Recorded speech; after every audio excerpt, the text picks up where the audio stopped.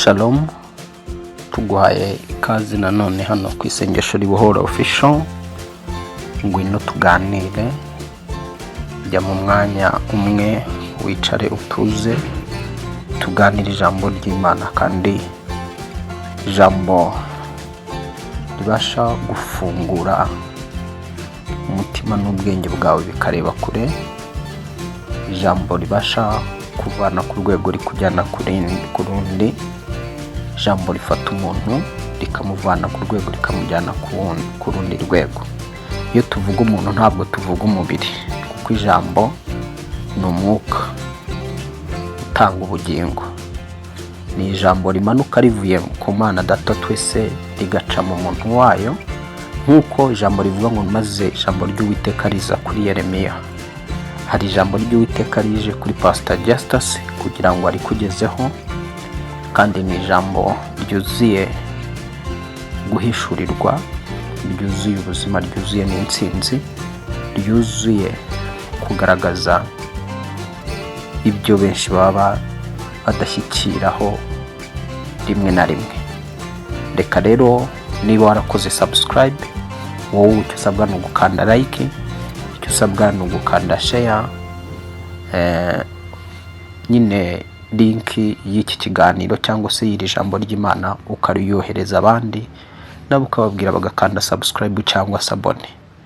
Niba rero wowe uje ari ubwa mbere utarakanda subscribe, nawe icyo usabwa ni ugukanda subscribe cyangwa sabone aho ngaho mu nyuguti z'umukara ubona imbere yawe, ukaba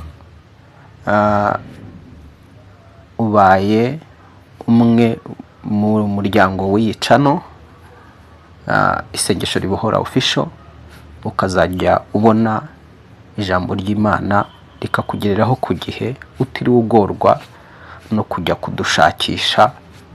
Channel ihita isigara muri telefone yawe, nta mafaranga bisaba cyangwa nta n'amafaranga bitwara. Iyo ukanda subscribe nta mega zawe zigenda. Imana igumugisha. Rero reka dufate umwanya wo gusenga, dufate umwanya wo gusenga, hanyuma tuganire mu ijambo ry'Imana. Data, mu izina rya Yesu Kristo, tuhamagaye umwuka wawe wera kugira ngo yambare akanwa kanjye. Mpamagaye umwuka wera kugira ngo yambare ururimi, afate ijwi ryanjye, afate ubwonko n'imitekerereze rya jambo wanzanyeho mu izina rya Yesu. Ari ryo rica ku rurimi rwanjye, ari ryo rica mu ijwi, mu izina rya Yesu Kristo, kugira ngo rihure n'uyu muntu uje ku isengesho ribohora official kandi usanzwe arikurikirana, rihure n'uyu muntu uje ari ubwa mbere, mu izina rya Yesu Kristo. Ijambo ryawe rimwagure kandi rimufate, rimujyane ku rwego wifuza kwageraho. Urakoze Mwami, nanjye iryo jambo ryawe rinterure rinjyane mu zindi ntera zo mu birere by'umwuka wawe wera. Urakoze ko bibaye. Fungura amatwi ya buri muntu wese urimo uratwumva ayimbere, kugira ngo ariyo abasha kumva no kwakira no gusobanukirwa icyo uvugana n'uyu muntu, mu izina rya Yesu. Aguruye umutima w'uyu muntu, hinduka umutima mwiza, wakira ijambo ryawe ribashe kwera imbuto mu buzima bwe. Urakoze kumva gusenga, ni mu izina rya Yesu Kristo turaritse ubwami bw'Imana gufata ikirere cyaho ndi. Ubwami bw'Imana ndabuhamagaye ngo bufate ikirere cyaho uyu muntu aherereye hose ari kunyumva, ni mu izina ry'uwabambwe agapfa akazuka dusabye twizeye, amen, amen. Imana igumugisha. Twatangiye tuvuga ko ijambo ry'Imana ryajyaga riza kuri Yeremiya, kandi byanditse bihamya yuko ijambo ry'Imana iyo rije risohoza icyo ryatumwe. Ni ukuvuga ngo ijambo ry'Imana ryo rirakora, ntabwo rimeze nk'amagambo y'abantu. Ijambo ry'umuntu ryo rishobora guhinduka umuyaga rikibagirana, ntirigire n'icyo rikora, ariko ijambo ry'Imana ryo ntabwo rihinduka umuyaga, ryo rihinduka ubuzima, ritanga ubuzima. Ijambo ry'Imana rizana amahoro aho atari, rizana kujijuka ahari ubujiji, rizana ubwenge ahatari ubwenge, rizana gusobanukirwa no kumenya ahatari ukumenya no gusobanukirwa. Ijambo ry'Imana rizana ibyo ngibyo. Ijambo ry'Imana rizana gucira ahari uburwayi, hari uburwayi ijambo ry'Imana rikazana gukira no kubohoka biterwa n'umuntu uko yakira ijambo ry'Imana kandi akaryizereramo. So rero reka twinjire mu mwanya w'ijambo ry'Imana, ugendane nanjye, utega amatwi witonze, unkurikirane mu ijambo ry'Imana, uraza kugira icyo wakira. Nimfata minota mike yo gusenga, ugasengana nanjye, hari ikintu kiri bube ku buzima bwawe. Hari imbaraga z'Imana zoherejwe mu ijambo ryayo rigiye kunyuramo, kandi izo mbaraga ni imbaraga zisumba byose, zije kugukoraho, zije kwinjira mu buzima bwawe, zikirukana ikindi cyose cyinjijwe muri wowe, cyinjijwe nanone mu ijambo. Reka nkubwire, ijambo ribi rishobora kwinjira muri wowe rikaguhindura mubi, ariko hari ijambo ryiza rimanuka rivuye mu ijuru, ribasha kugufata rikakuvana ku rwego wari uriho rikakujyana ku rundi rwego rwiza. Ijambo ry'Imana rivuga ngo nkuko imvura imera iyo iguye mu butaka ngo itose ubutaka, ngo niko n'ijambo ry'Imana rizamera. Ntirizagenda uko gutyo gusa, ntabwo rizagenda uko gutyo gusa, ahubwo rizasohoza icyo waritumye yaritumye. Imana yacu twabonye ko ari Imana ikorera mu ijambo, nta handi ikorera, icisha mu ijambo ubwayo. Ijambo ni ukuvuga ngo imbaraga zisumba byose ziherereye mu ijambo. Imbaraga z'Imana umuremyi ziherereye mu ijambo, nta handi ziherereye. Ushaka guhura n'imbaraga z'Imana rero, ikonekite n'ijambo ry'Imana, uraza kubona imbaraga z'Imana zuzura ubuzima bwawe. Imana ikugirire neza rero. Ijambo rero reka ngusomere iki cyanditse nari ndimo mvuga ukuntu Imana ivuga, uko ijambo ryayo irifata cyangwa se uko rikora. Hanyuma wumve uko ijambo ryayo rimeze. Nari ndimo mvuga ngo ibwayo iravuga ngo nkuko imvura imanuka ikagwa, ntisubireyo uko nguko gutyo gusa, ahubwo igasohoza, igatosa ubutaka, ngo niko n'ijambo ryayo rizagira gute, rizamera. Umva Yesaya 5:5-10. Yesaya 5:5-10. Wumva ukuntu havuga nuko ngo nkuko imvura na shelegi bimanuka bivuye mu ijuru ntibisubireyo, ahubwo bigatosa ubutaka bukameza imbuto, bugatoshya n'ingundo, bugaha umubibyi imbuto n'ushaka kurya bukamuha umutsima, ngo niko ijambo ryanjye riva mu kanwa kanjye rizamera. Ntirizagaruka ubusa, ahubwo rizasohoza icyo nshaka, rizashobora gukora icyo naritumye.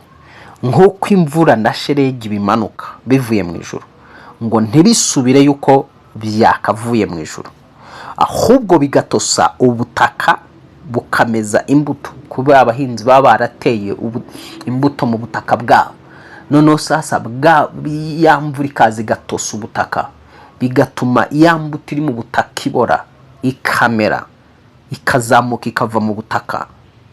Ngo niko n'ijambo ry'Imana rizamera. Nuvuga ngo ijambo ry'Imana iyo rimanutse rikinjira mu mutima w'umuntu, hari ikintu kiba kiri mu mutima w'umuntu Imana yabitsemo.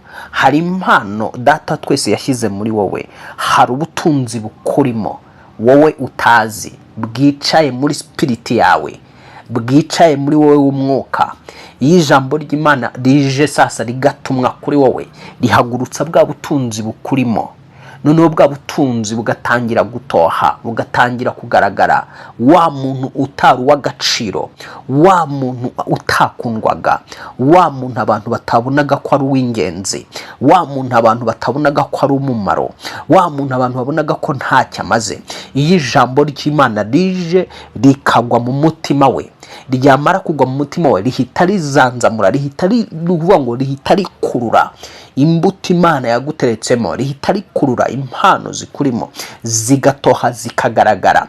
Ndakwatura kugira ngo mu izina rya Yesu Kristo buri gikundiro Imana yari yarakubitsemo yaranagushizemo, abadayimoni baje bagatwikira bagahaba bakakizirika, iri jambo rihagurutse igikundiro muri wowe mu izina rya Yesu Kristo, wongere gukundwa no kwemerwa.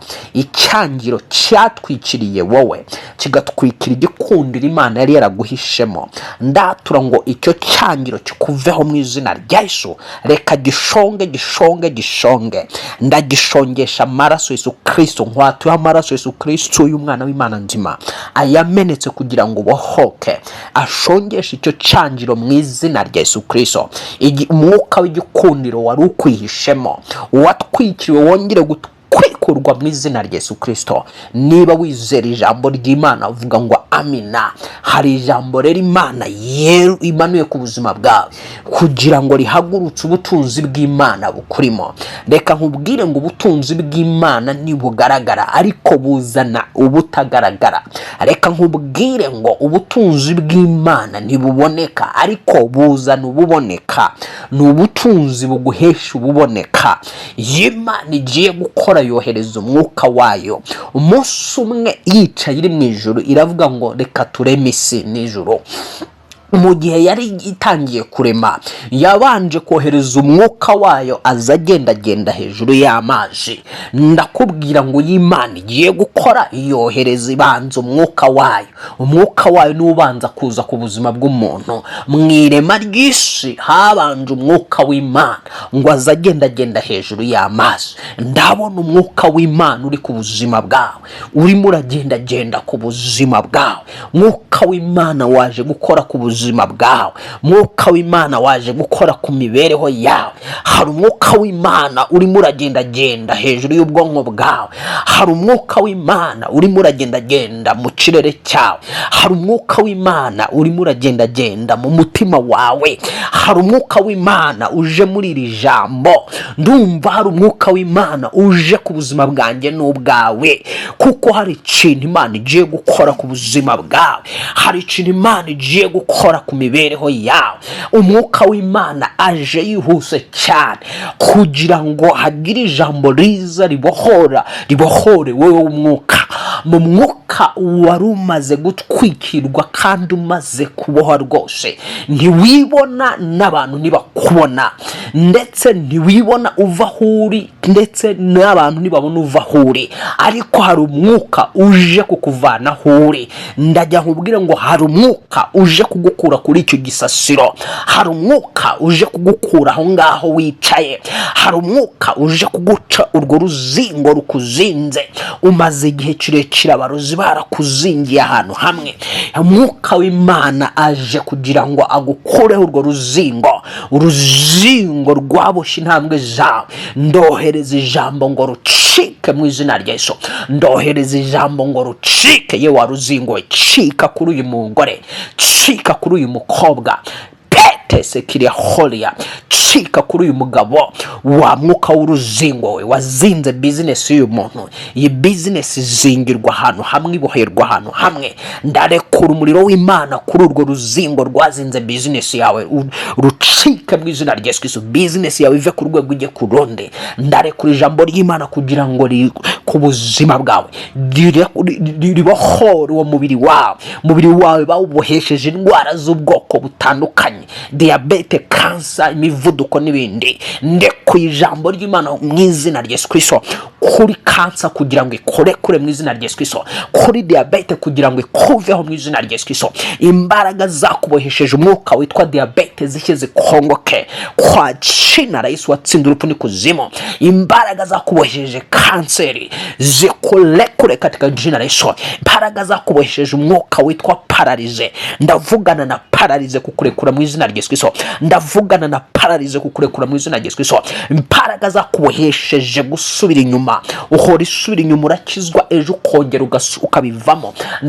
ndatwika izo mbaraga zakuboshye agakiza kawe, imbaraga zaboshye agakiza kawe ndazirekuraho umuriro w'Imana, ndazitwika mu izina rya Yesu Kristo. Agakiza kawe kabaho kuba umuntu ukijijwe neza mu izina rya Yesu Kristo, umwana w'Imana nzima. Imbaraga ziboshye imyigire yawe ndazitwika, ndazirimbura. Ndatura ngo uruzingo rwaboshye ubwenge bwawe rucike, nawe ugira ubwenge nk'ubw'abandi mu izina rya Yesu Kristo. Ubwo bumuga bukurekure, ndategeka kugira ngo ubumuga bwose bukuriho, umuriro w'Imana ubutwike mu izina rya Yesu watsinze urupfu n'ikuzimu, ucinga ntihagire ucingura.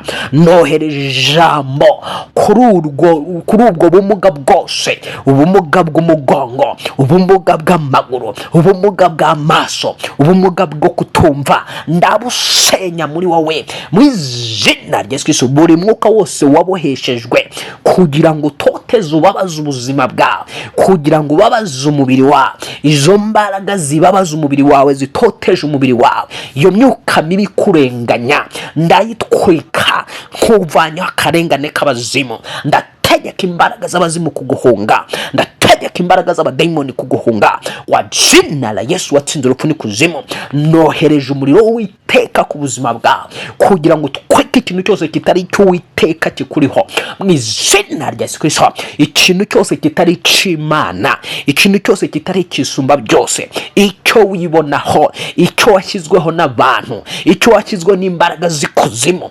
ndagitwika mu izina rya Yesu Kristo. Ndatura ngo ahantu hose wibona mu nzozi zawe, inzozi zikakwereka uri kuzimu ariko ntumenye kuri kuzimu, inzozi zikakwereka uri mu misozi, zikakwereka uri mu mataba, uri mu kabande, uri mu mazu utazi, uri ahantu habi cyane. Inzozi zikakwereka uri inzoka ikuruma, inzozi zikakwereka uri kurya, ukibona urimo urarya inyama, ukibona urimo uragira isombe n'ubugari. Kwa jina la Yesu, ahantu hose wibona mu mwuka bakujyana, aho bakubohera, ndatura ngo vayo mu izina rya Yesu Kristo. Vaho hantu bakushize mu izina rya Yesu Kristo. Nohereje ijambo ngo rikuvana ahantu hose bakuboheye kwa jina la Yesu Kristo. Nzozi zikwereka widumbaguza mu nyanja, wamaze kwibira, wibiye mu kidendezi. Inzozi zikwereka uri mu ruzi, uri mu roga, ndatura ngo zikuva aho hantu wibona, have mu izina rya Yesu Kristo,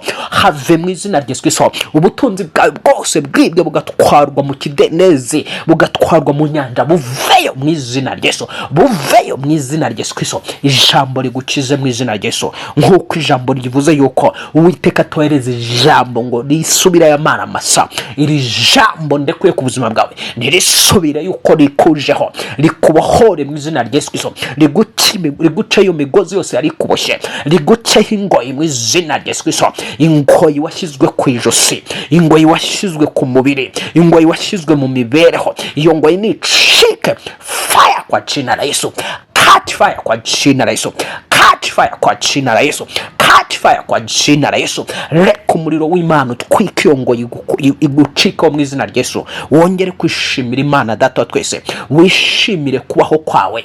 Umaze igihe kirekire winuba, ubabajwe n'ubuzima, ubabajwe n'imibereho, uriganyiriye cyane, nta mahoro ufite, agahinda ni kenshi. Urareba imbere hawe ukibura, wareba inyuma ukibura, urishakisha ntiwibone. Kwa jina la Yesu Kristo, ahantu hose rero bagushize kugira ngo utibona, ndatura ngo have mu izina rya Yesu Kristo, have mu izina rya Yesu. Tangira wibone kuri mwiza, tangira wibone kuri w'agaciro, tangira ubone imbere hawe ari heza, tangira ubone imbere hawe ari hazima. Ibona ukiri iyo ndwara, wikwibona iyo ndwara ikwica, ndagutandukanya n'urupfu bakohera rukakwereka ko iyo ndwara ari yo kukwica mu izina rya Yesu Kristo. Ndagutandukanya n'ibibazo wibonamo bikakwereka ko ari byo kukwica mu izina rya Yesu Kristo. Ibone ko muri ibyo bibazo ugiye kuba umuntu ukomeye, ibone yuko muri ibyo bibazo ugiye kuba umuntu w'igisubizo gusa.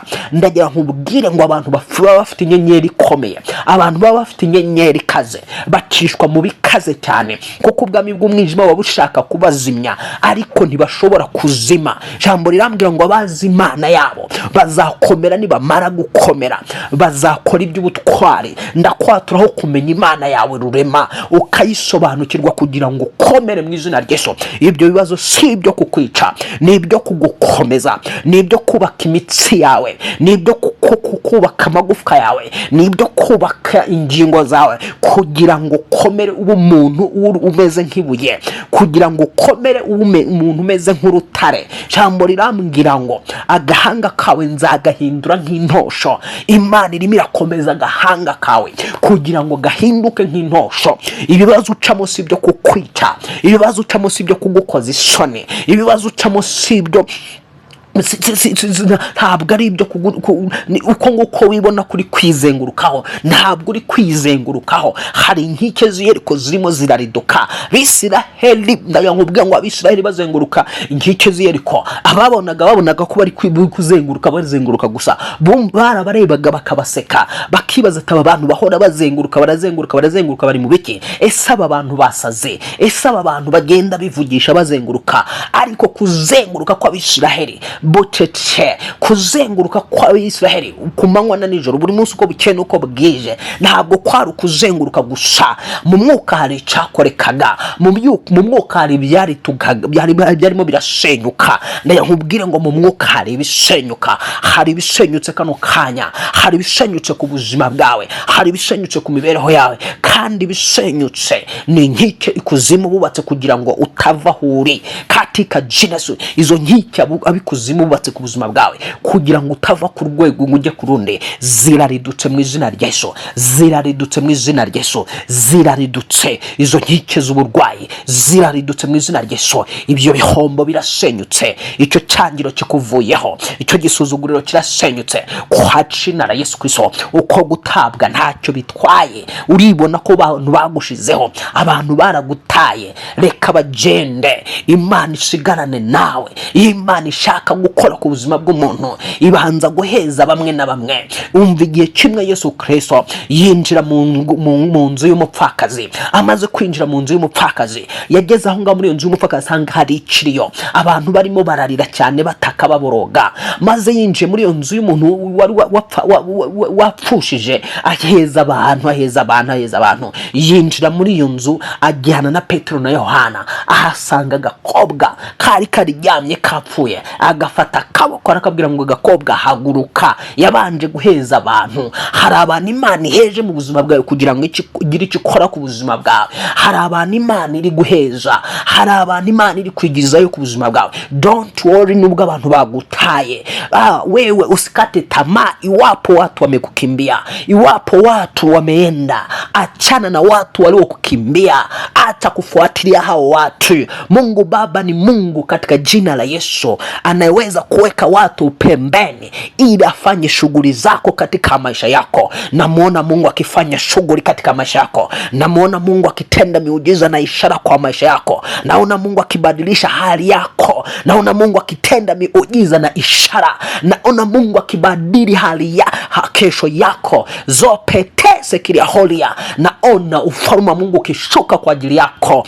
Naona mapenzi ya Mungu Baba akitimizwa juu yako. Ndabona ubushake bw'Imana ku buzima bwawe. Ndabona ubushake bw'Imana muri ibyo bibazo. Ndabona ubushake bw'Imana bumanuka kugira ngo bukurengere. Ubushake bw'isumba byose, ubushake bw'iyakuteranyirije mu nda ya mama wawe, nibwo buri gukora akazi mu buzima bwawe. Wigira ikibazo rero cy'abagutaye, wigira ikibazo cy'abakuvuyeho, wigira ikibazo kandi nawe wishaka kugira ngo bigarurire. Ahubwo emera usigarane n'Imana. Reka umugabo agutari kusigarane n'Imana, reka umugore agutari kusigarane n'Imana, reka imiryango igutari kusigarane n'Imana. Nusigarana n'Imana, nyuma ho gatoya baraza kubona ibitangaza, baraza kubona gukora kw'Imana ku buzima bwawe, baraza gukora kwisumba byose ku mibereho yawe. Hari Imana ije guhura n'imibereho yawe, Uwiteka aje guhura n'imibereho yawe, isumba byose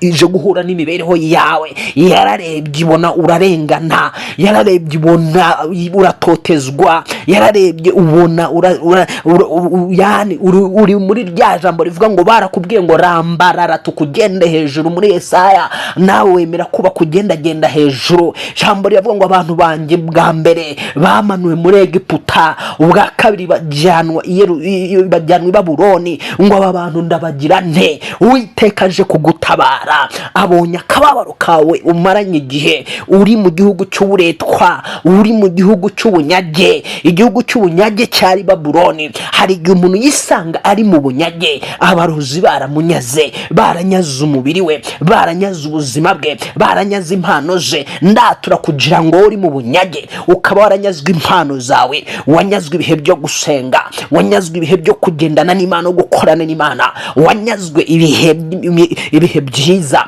wanyazwe ibihe byo kwakira. Ntabwo cyakira nk'uko wakiraga, ntabwo gicuruza nk'uko wacuruzaga, ntabwo abantu bakikwemera nk'uko bakwemeraga. Kwemerwa kwagukuweho katika jina la Yesu. Ndare kuri jambo ngo umwuka wo kwemerwa kugaruka mu izina rya Yesu Kristo, umwuka w'igikundiro kugaruka mu izina rya Yesu Kristo, umwuka w'igikundiro kugaruka mu izina rya Yesu. Ibyo wanyazwe byose bigajyanwa i Babuloni, ndabikwega ndabigarura katika jina la Yesu. Ndabikugarurira byacire mu izina rya Yesu Kristo. Acira amahirwe yawe yari yaratwaye i Babuloni kwa jina la Yesu. Ayo wanyazwaga habwa abandi bantu, abo bantu barekore amahirwe yakugarukire mu izina rya Yesu Kristo. Nawe wari uri mu gihugu cy'uburetwa, urakoreshwa uburetwa ku manywa na nijoro, mizimira ari kuniga, myuka mibi hari gukina ku mubyimba, imbaraga z'ikuzimu nizikwemerera kuryama no gusinzira neza, imbaraga z'ikuzimu nizikwemerera gukora ngo bigende, imbaraga z'ikuzimu zirarwanya imikorere yawe, urakora ejo bikanga. Izo mbaraga z'umwijima n'izikuzimu zikurekure mu izina rya Yesu Kristo,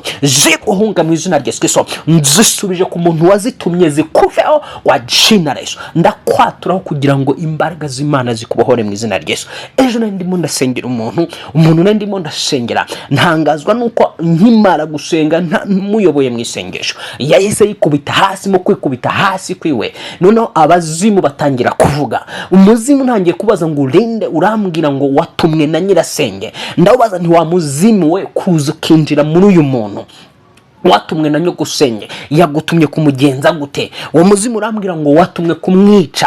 Ndabaza ngo arashaka kumuziziki, aramuziziki ngo uyu mukobwa, ngo uno mukobwa ngo ntabwo ashaka ko azaba umukire, ngo ntabwo ashaka ko azarongorwa. Uwo muzimu ndabaza nti none se ibyo ngibyo arashaka kubihane uwo nyirasenge wiwe? Uwo muzimu urambwira ngo ashaka kubiha abana be. Ndajya nkubwire ngo hari abantu bari bagufashe bagukoresha uburetwa, bakwambuye inyenyeri y'igikundiro. Niyo mpamvu ubona wapi nta udakunzwe, bagutwara inyenyeri y'ubucuruzi. Niyo mpamvu utagicuruza ngo bikunde. Iyo nyenyeri y'ubucuruzi hari abandi bayihawe. Hari umuntu wakubonye akugirira ishyari, akoherereza umuzimu uraza winjira mu buzima bwawe, uraza winjira mu mikorere yawe. Niyo mpamvu ubona gukora bitagenda. Hari umuzimu urimo uratuma bitagenda.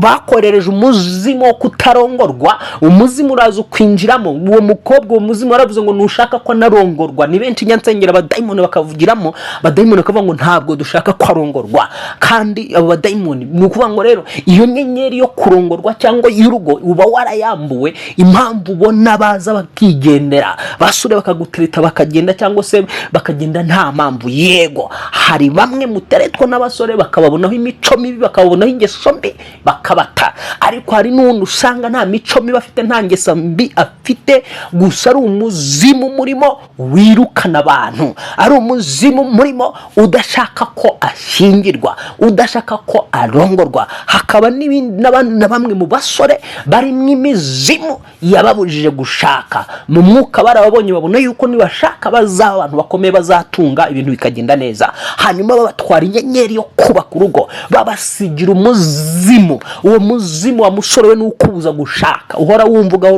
ucyaracyara mu bakobwa bahinduranye nk'uhinduranye imyenda, wavuye kuri uyu wagiye kuri uyu. Ariko ibyo ngibyo ukora birakuzanira umuvumo urenze, birakuzanira ibibazo birenze. Bohoka mu izina rya Yesu. Imbaraga zo kuzerera mu maguru y'abagore zikuveho. Ndakubona wa musore wowe uzerera mu maguru y'abagore, uva ku mukobwa ujya ku wundi. Imyaka imaze kukwica, uhora uvoma imyaku n'imikoshi. none iyo myaka n'imikoshi nujya gushaka uzasanga uhuye n'umwana w'umukobwa wirinze umwohereho iyo myaka yawe. Imbaraga z'Imana zikubohore kuri iyo myaka uvana mu maguru y'abakobwa n'abagore batandukanye. Sohoka muri ubwo buraya mu izina rya Yesu. Nohereje imbaraga z'Imana gutwika uburaya bukuriho. Nohereje imbaraga z'Imana gutwika uburaya bukuriho, gutwika ubusambanyi bukuriho. Wacira izo mbaraga zikuvemo, zisakuze zikuvemo. Wowe wasambanaga izo mbaraga z'ubusambanyi zisakuze zikuvemo mu izina rya Yesu. Zisakuze zikuvemo mu izina rya Yesu Kristo. Jini mayimunu kurimo nagushokemo mu izina rya Yesu Kristo. Wowe waryamanaga n'abadayimoni mu nzozi za nijoro, karyamana na jini mayimuna. Jini mayimuna ni gusokemo kwa jina Yesu. Ndategeka hari ibijini, jini ryitwa jini mayimuna ni jini rikunze kuza rigasambana n'abantu batabizi. Ndagutegeka kugira ngo iki jini kikurimo kikuvemo, wowe urota usambana kigusokemo mu izina rya Yesu. Cyakubakishije urugo by force, mu mwuka ufite urugo utabizi, mu mwuka ufite urubyaro utabizi, urubyaro rw'irwa majini, urubyaro rw'imizimo. Va muri ubwo buretwa mu izina rya Yesu. Ndatura ngo usohoke muri ubwo buretwa. Ijambo ryoherejwe uyu munsi ntirisubireyo ritakubohoye mu izina rya Yesu, ntirisubireyo ritagukije mu izina rya Yesu. Ndatura ngo kira acira gukira zopetese kirihoria. Ndiyumvamo imbaraga ziri gukora akazi ku buzima bwawe. Munsi umwe Yesu Kristo umuntu araza mukoraho, amaze kumukora aravuga ngo niyumvise hari imbaraga zamvuyemo. Hari imbaraga ziva mu muntu w'Imana zikinjira mu bandi bantu bagakira, zikinjira mu bandi bantu bakabohoka. Ijambo ryavuze rero ngo nkuko imvura, ijambo ryavuze ngo nkuko ijuru risumbise. Umva none duhere ku murongo wa 6. Umurongo wa 6 hatangira avuga ngo nkuko ijuru risumbise niko n'inzira zanjye zisumba izanyu. Iyi ni Imana irimo iravugana nawe. Wowe inzira zawe wibwira ko ari ayo mashuri wize ariyo azatumukira. Wowe inzira zawe wibwira ko ari mukuru wawe, ari mwene wanyu uri mu bihugu byo hanze, ari uzagufasha ubuzima bugahinduka. Wowe inzira zawe wibwira yuko ari umuryango wavutsemo ukomeye uzagufasha. Ariko Imana irakubwira ngo nkuko ijuru risumbise niko n'inzira zanjye zisumba izanyu. Ngo ibyo nibwira bisumba ibyo mwibwira. Hari ibyo wibwira, wowe ibyo wibwira ni bigufi cyane, ibyo utekereza ni bigufi cyane, n'ibyo wibwira ni bike cyane. Iby'Imana yibwira birakomeye ku buzima bwawe. Imana yibwira ibikomeye ku buzima bwawe. Yegera ihure n'ubuzima bwawe. Uribwira ko ugiye gupfa, uribwira ko iyo ndwara ari yo kuguhitana, uribwira ko ubuzima butazahinduka. Ibyo wibwira ntago ari byo. Ubuzima burahindutse kano kanya mu izina rya Yesu. Iyo ndwara irakize kano kanya mu izina rya Yesu. Zamurira Imana icyubahiro, wibwire ngo Mana ndagushimiye kunyijije. Zamurira Imana icyubahiro, uzamuke mu mavuta yo kwizera, zamuka mu mavuta y'ibyiringiro. Niba waruboshye mu buryo butandukanye, uboshywe n'ingoyi cyangwa iminyururu, twabonye ko mu mwuka ibibazo bihinduka iminyururu, ibindi mu kindi gice ibibazo bikaba byahinduka ingoyi. Izo ngoyi ziracitse mu izina rya Yesu. Kata na kata iyo nira kwa damu ya mwana kondoo. Vunjika kwa damu ya Yesu. Vunjika kwa damu ya Yesu Kristo. Vunjika kwa damu ya Yesu. Ndatura ngo iyo ngoyi icike kubw'imbaraga amaraso ya Yesu Kristo. Ndatura ngo iyo ngoyi icike kubw'imbaraga amaraso ya Yesu Kristo. Ndatura ngo iminyururu ikuriho icike ku maguru mu izina rya Yesu Kristo. Ibyo bigoyi byose wari waraboheshejwe bicike mu izina rya Yesu Kristo. Imana yibwira guca ingoyi yari kuriho kandi irayiciye. Imana yibwiraga guca iminyururu yari kuziritse iracitse mu izina rya Yesu Kristo. Imana yibwira kukuzamura, yibwira kukuvana ku rwego, iribwira kukuvana ku rwego ikakujyana ku rundi. Imana iribwira guhinduka kwawe, ukareka gusambana, ukareka ubusinzi mu izina rya Yesu. Dayimoni ubusinzi nisakuzi kuvemo mu izina rya Yesu. Ntizakugarukemo kundi kwa jina Yesu. Yewe mwuka w'ubusinzi we, sohoka muri uyu muntu mu izina rya Yesu Kristo. Dayimoni ubusambanye, sohoka muri uyu muntu mu izina rya Yesu Kristo. Sohoka muri uyu muntu wari warabase kirihoria. Ndagutegeka muvemo mu izina rya Yesu Kristo. Hari abantu Imana irimo irabohora, hari abantu Imana irimo irakiza muri hano kuri senga ubohoke. Hari abantu Imana irimo irabohora, hari abantu Imana irimo iraca iminyururu n'ingoyi n'imigozi n'inzingo zose, yani vifungo vyote vilivyofunga maisha yako vinachanika sasa.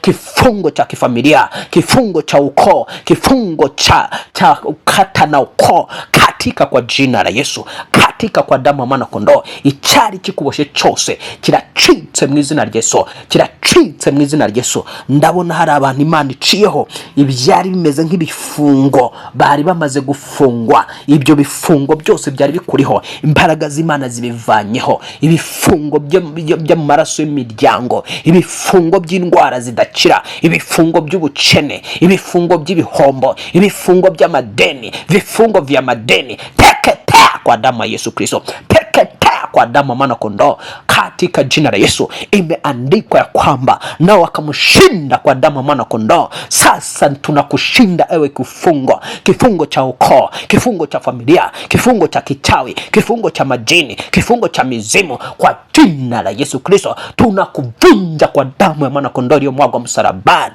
Sante Yesu, sante Mwokozi, kwa maana kuna watu wamefunguliwa, kuna watu umewatoa katika jela, kuna watu ambao umewatoa katika vifungo mbalimbali kwa damu ya Yesu Kristo. Urakoze mwami. Ndumva mu mwuka abantu Imana ivanye ibifungo bikomeye. Imana kuvanye igifungo cy'umuryango. Nuvuga ngo igifungo cy'umuryango, tuvuga igifungo cy'umuryango niki? Ni cya kibazo kiza ugasanga umuryango wose uboshwe n'ikibazo kimwe, uboshwe no gushaka zigasenyuka, uboshwe no kutashingira, uboshwe n'ubusambanyi, ukuva kuri sona, yani kuva ku mubyeyi wawe nawe ugasanga nawe ubwawe uri umusambanyi. Icyo nicyo bita igifungo cy'ubusambanyi, kiba cyarafunze umuryango wose, kigucitseho mu izina rya Yesu Kristo. Ugasanga umuryango wose urwara indwara imwe gusa. Icyo gifungo ni igifungo cy'uburwayi, kiracitse mu izina rya Yesu. Ndagikatisha amaraso Yesu Kristo akomeye cyane, amaraso Yesu Kristo afite ububasha bwo gukora imirimo ihambaye mu mwuka,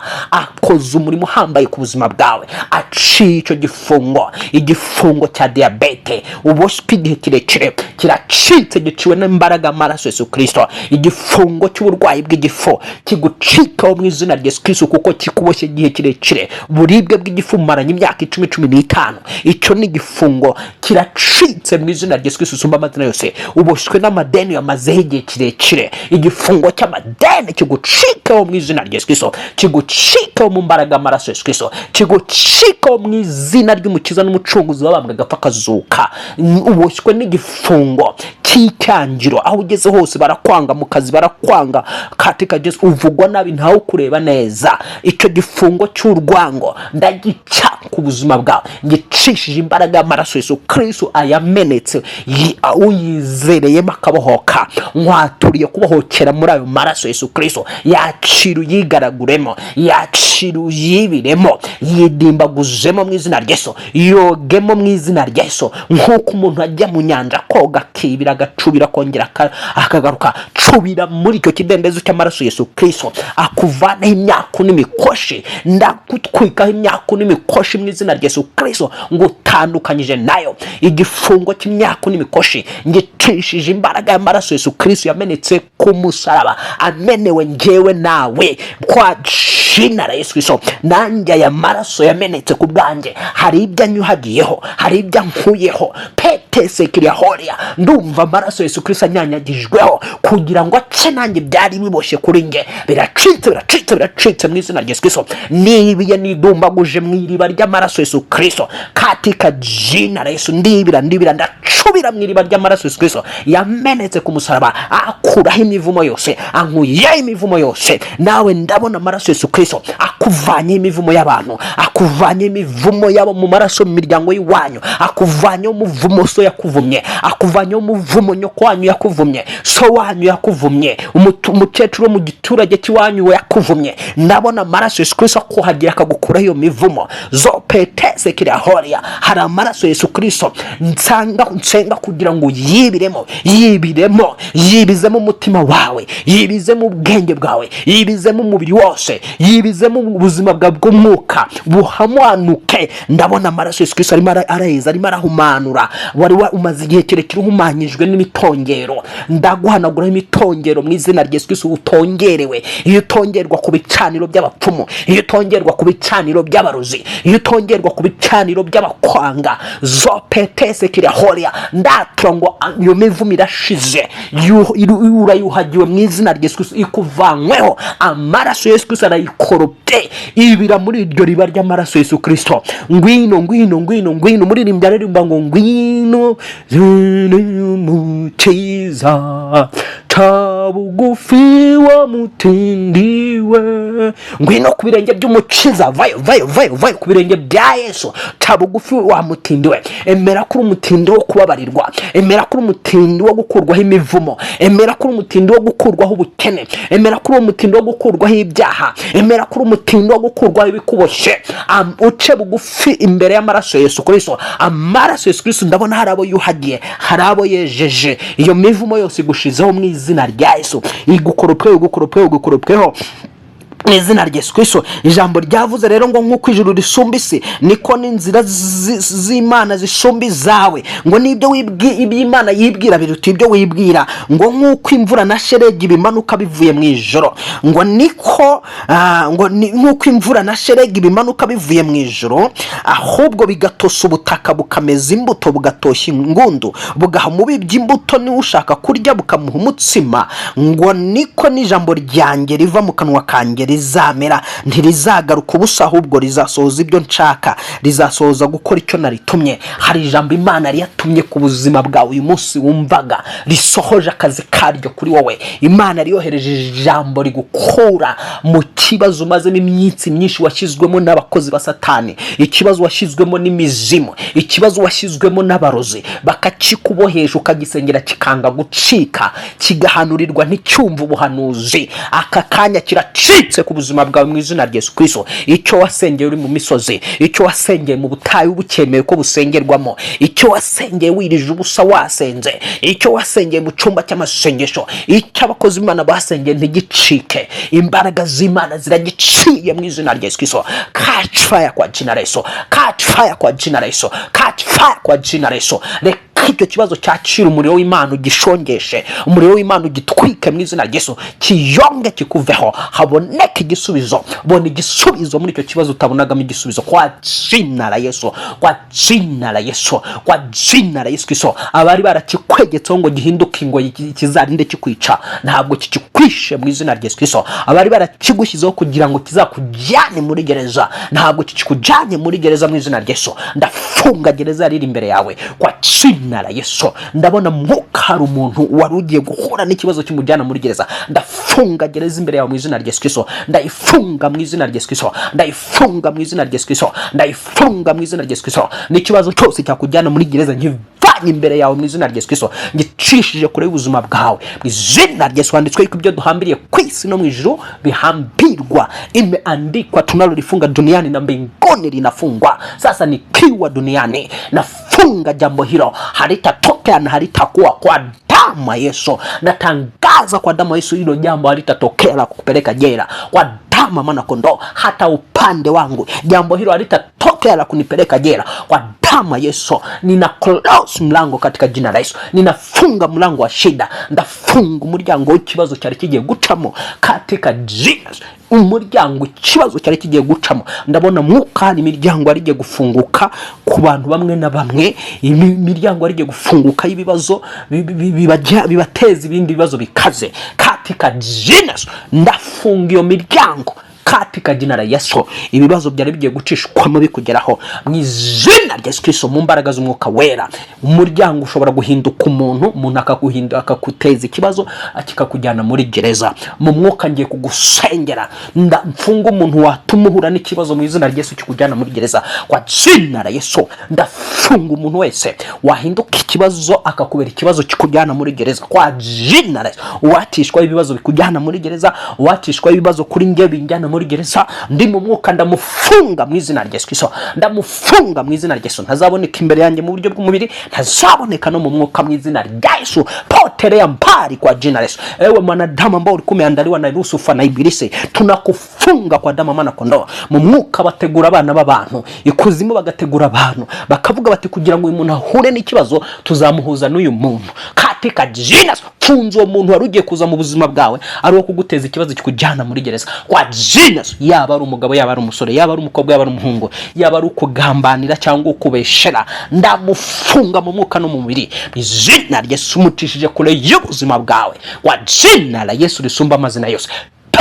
Tesekiria imeandikwa ninalolifunga duniani na mbinguni inafungwa. Kuna mambo yamefungwa katika jina. Hari ibintu bifunzwe kandi bitazongera gufungurwa ukundi ku buzima bwawe, kuko ufite urufunguzo ni ufunga ni nawe ufungura kwa jina la Yesu. Ndagushimiye ko hari abantu ufunguye mwana, kandi hari n'abantu ufunze batazaza mu buzima bw'uyu muntu. Amashimwe n'icubura bikugarukire, izina ryawe rihimbazwe, izina ryawe rishyirwe hejuru.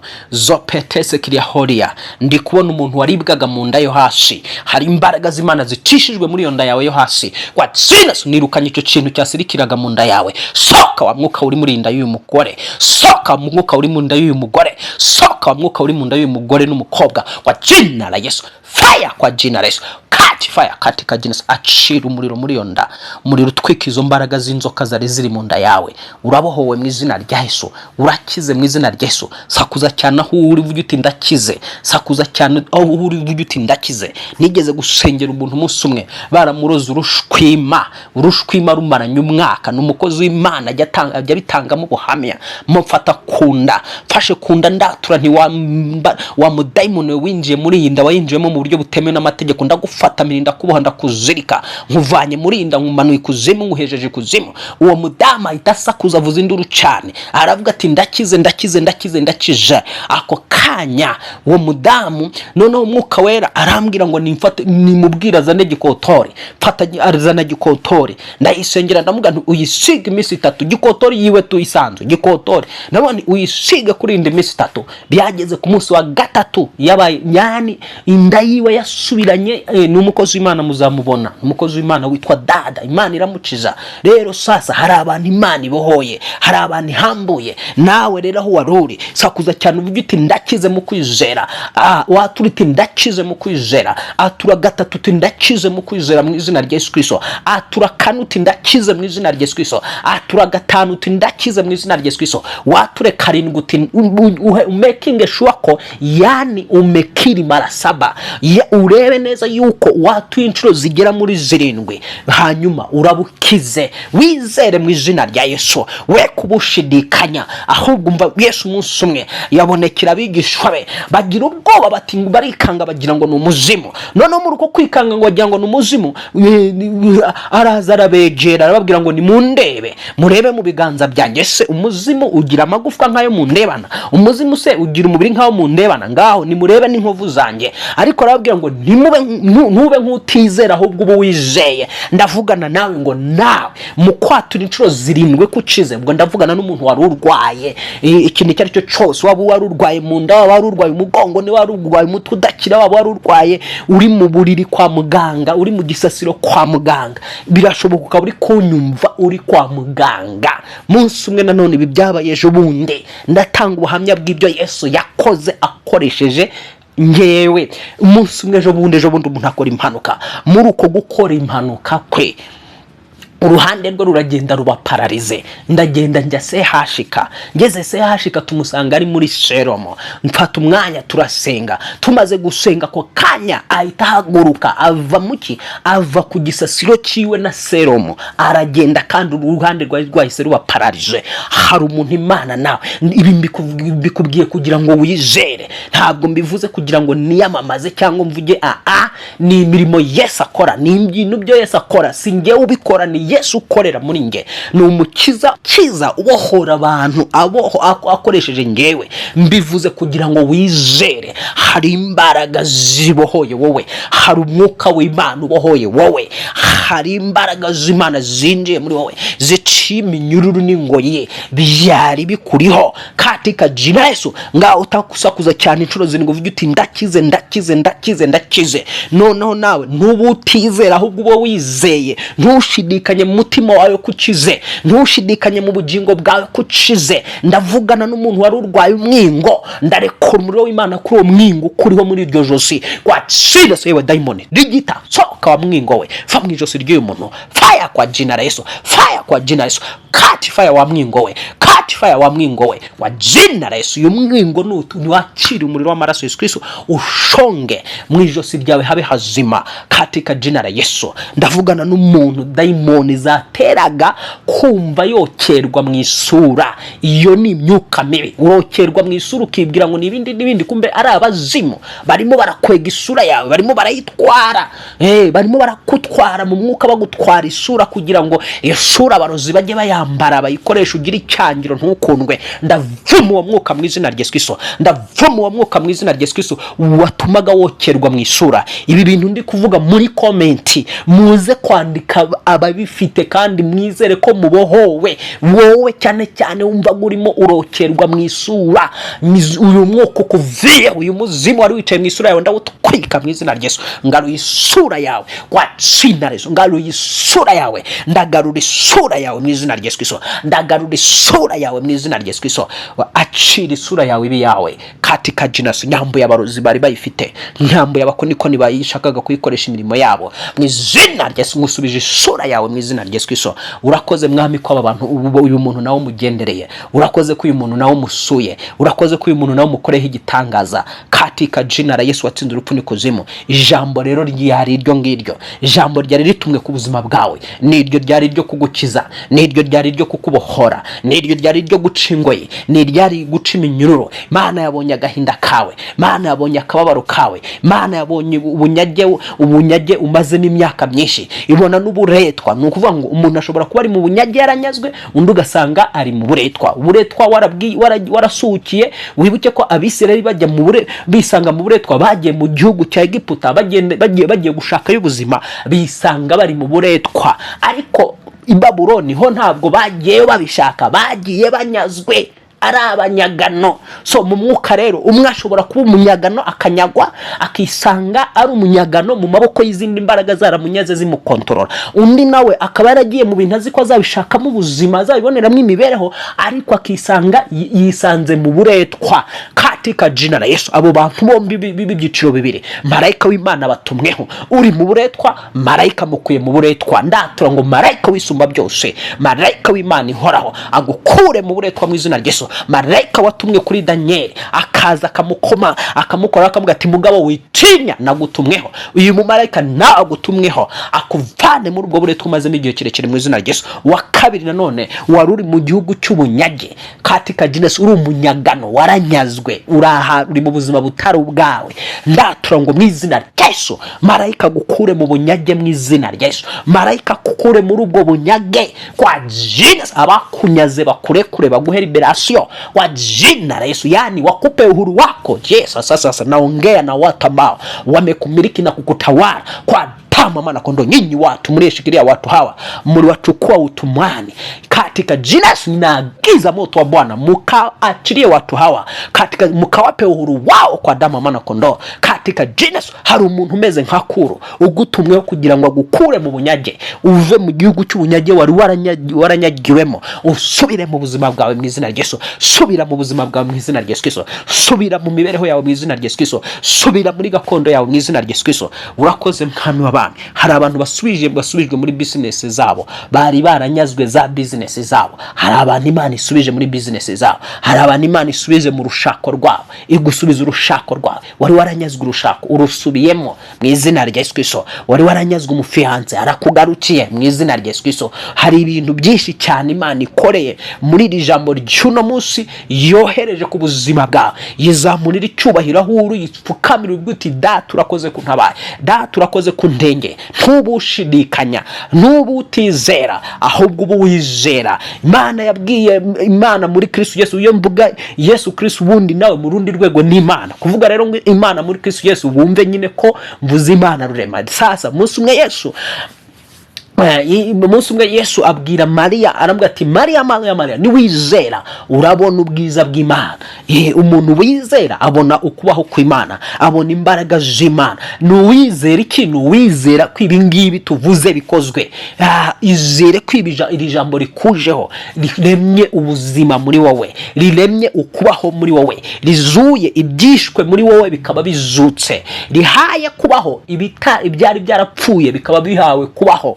Mu buzima bwawe hari ibyapfuye bihawe kubaho katika Jesus birazuwe bihawe kubaho. Ibitari biriho Imana ibishizeho ku buzima bwawe mu izina rya Yesu. Wibazaga ngo se amafaranga nzayakura ese bizagenda gute? Imana ishyizeho inzira, ishyizeho inzira. Wowe inzira zawe ntantu zihura. Ijambo ryavuze ngo inzira za uko ijuru ryitaruye isi niko inzira zanjye ziruta izanyu. Unyine wowe ubundi wabona ihe nzira yakuvana muri icyo kibazo. Imana ishyizeho inzira igukura muri icyo kibazo. Imana ishyizeho inzira ikuvana muri izo ntambara. Imana ishyizeho inzira ikuvana muri ubwo bukene. Imana ishyizeho inzira ikuvana muri izo ntambara. Fire kwa jina la Yesu, fire kwa jina la Yesu Kristo. Iyo tuvuga umuriro tukavuga ngo fire, utagira ngo turi baba sataniste babandi bishusha. Turavuga umuriro w'Umwuka Wera. Ijambo ry'Imana rirambwira ngo abigishwa buzuye Umwuka Wera hamanutse ibirimi by'umuriro. Ndamanura umuriro w'Umwuka Wera ku buzima bwawe kugira ngo ushongeshe ibibazo bishonge. Umwuka w'ibibazo ushire, haza ibisubizo mu buzima bwawe mu izina rya Yesu Kristo. Umwuka w'ibibazo ushonge, bishonge biyenge mu izina rya Yesu. Biyenge ku buzima bwawe, ibisubizo bibe byinshi ku buzima bwawe mu izina rya Yesu. Subirana amahoro ya Kristo, subirana ibyishimo by'Umukiza, ongera unezererwe Umukiza, ongera wishimira agakiza k'Imana. Imana itanze igihe cyo kunezererwa agakiza kayo. Imana itanze igihe cyo kwishimira ibitangaza byayo n'imirimo yayo. Wabayeho mu gihe cy'imibabaro, wabayeho mu gihe cy'agahinda, wabayeho mu gihe cyo gusuza umutima, wabayeho mu gihe mu gihe ubona kigushaririye, ariko hari ibihe bindi bishya Data twese atanze ku buzima bwawe. Ibihe bikuryohereye mu izina rya Yesu, utandukanyijwe n'ibihe bigushaririye. Acira ubuhanuzi buvuye ku Uwiteka, acira ijambo ry'Imana rivuye ku Uwiteka, maze ubundi usakuze cyane uryakira, tuvuge amina cyane, usakuze amina cyane, kuko ijambo ry'Imana iyo riguye mu murima mwiza rikagwa mu butaka bwiza rikurema ibitangaza. Iyo riguye mu mutima wumvuka ukibagirwa rikagwa mu mutima umeze nk'inzira ntacyo rikora. Ariko ndiza nashidikanya ko wanyumvaga hano wese wari waje hano kwisengesha Ribohoro Official, wari waje hano kwisengesha Ribohoro Official. Imbaraga z'Imana zimanukiye kumukiriza muri iri jambo no muri iri sengesho. Imana iguha umugisha, Imana ikugirire neza, Imana ikurwanirire kandi ikurengere. Twafunguye rero TikTok yitwa Justivan. Ujye kuri TikTok ya Justivan, tuzajya ducishaho impuguro n'impanuro zitandukanye uko Imana izajya idufasha. Ugende uduflowing. Imana iguha umugisha. Ariko ukiri ahangaha, ukiri hano ku isengesho Ribohora, ntugende udakanze subscribe cyangwa se sabone. Wandi mukande share, abandi mwiyumvamo kudushyigikira. Twifuza kugira ngo dutangire kugaragara ku mashusho, ariko amashusho arahenze, asaba kamera zirahenda, zigura amafaranga menshi, hasabwa amamashini, hasabwa iki. Rero kubumva mwadutera inkunga kugira ngo uyu murimo tukomeze, Imana ibahe umugisha. Nimero zacu muba muzibona aho ngaho, buri muntu wese uko yifite, uko yishoboye, Imana izabaha umugisha. Iyo ushaka ko Imana igushyigikira, ushyigikira mugenzi wawe, gateza ugashyigikira umukozi w'Imana. Iyo ushyigikiye umukozi w'Imana ubushyigikiye Imana, nawe Imana izahagurutsa abandi bari hejuru yawe bakuruta bagushyigikire. Nuko Imana ikora. Biravuga ngo icyo umuntu abiba nicyo asarura. Iyo ushyigikiye umuntu umwe, nawe mu gihe runaka Imana ihagurutsa ukurusha ubushobozi, ukurusha imbaraga mu by'ubutunzi. Igihe runaka ugasanga nawe Imana ihagurukije gushyigikira. Nta kintu umuntu akora hano mu isi atazabona ingororano yacyo. Buri kimwe cyose ukiri hano mu isi, cyaba ikiza cyangwa kibi, ufite ingororano yacyo utarava hano mu isi. Nivuga ngo rero Imana iguha umugisha kubiteguye kudushyigikira, tukagura kamera. Hariho n'uwavuga uti ngewe akaba yayigura wenyine kugira ngo dutangire kugaragara ku mashusho. Hakaba n'undi avuga ati ngendagura mashine. Biraterwa n'ubushobozi bwawe, biraterwa n'uko Umwuka Wera kuyobora. Ni Umwuka Wera. Umwuka Wera nakuyobora akakwemeza. Nimero zacu urazibona, uzaduhamagara tuvugishe. Wayoborwa kutugurira kamera, wayoborwa kutugurira machine, cyangwa n'ikindi kintu cyose cyose cyatuma dutangira kugaragara mu mashusho, tukazajya dukorana za live. Imana iguha umugisha, Imana ikugirire neza, Imana ikwagurira imbago. Iki cyigisho turakijyana no senga ubohoke imaze igihe kirekire tutayikoresha. Ubwo rero abo kuri senga ubohoke mwese mwajyaga muza kuri senga ubohoke, muze no kuri sengesho ribohora, naho mukande subscribe tuzamuke mudushyigikire. Imana ibahe umugisha, Imana ibagire neza. Ninjye Pastor Justus mwari muri kumwe. Mugira amahoro, mugira amahoro. Shalom shalom.